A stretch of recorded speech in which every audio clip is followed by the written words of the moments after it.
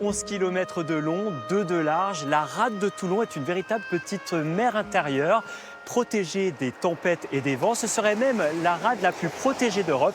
Il n'en fallait pas plus pour en faire un abri idéal pour les navires depuis l'Antiquité jusqu'à nos jours. Pour comprendre l'évolution de cette rade, direction le Musée national de la marine à Toulon.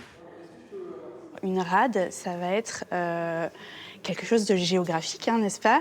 Donc c'est un bassin d'eau qui va être suffisamment profond, notamment pour accueillir des navires, donc c'est assez important, et qui va aussi être protégé des vents du large et de la houle qu'on peut avoir ici.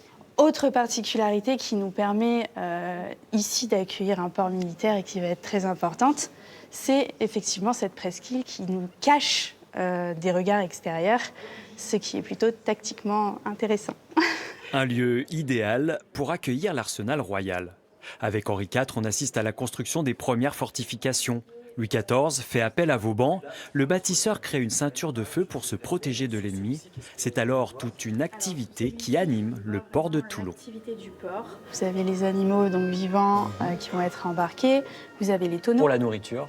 Exactement. Vous avez les tonneaux avec les différents vivres qu'on va pouvoir avoir, notamment le vin et l'eau. Vous allez avoir des travailleurs, vous allez avoir les notables.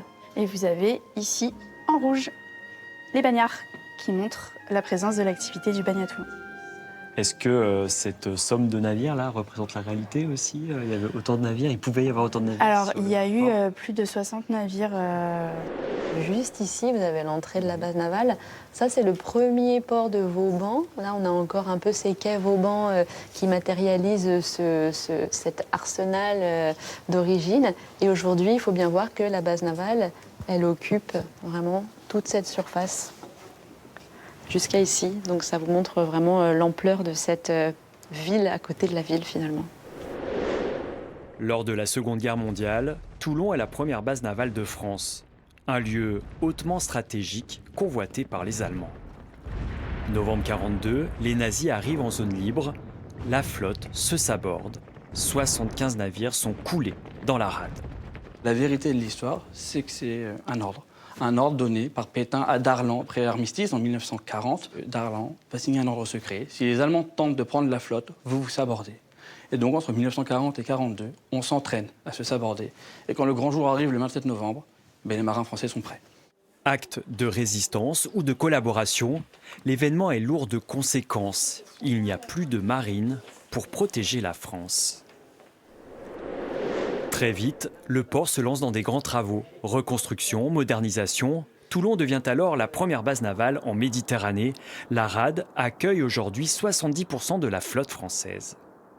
Il y a des travaux qui sont menés pour pouvoir accueillir les nouveaux sous-marins, le futur porte-avions. Donc cette rade, elle continue à vivre aussi au temps militaire et elle continue à se développer avec son temps. Alors, et le futur porte-avions arrive quand? Alors le futur porte-avions, il est prévu à horizon 2035-2040. Ça, pour le détail, il faudra suivre l'actualité de Toulon ou demander aux marins.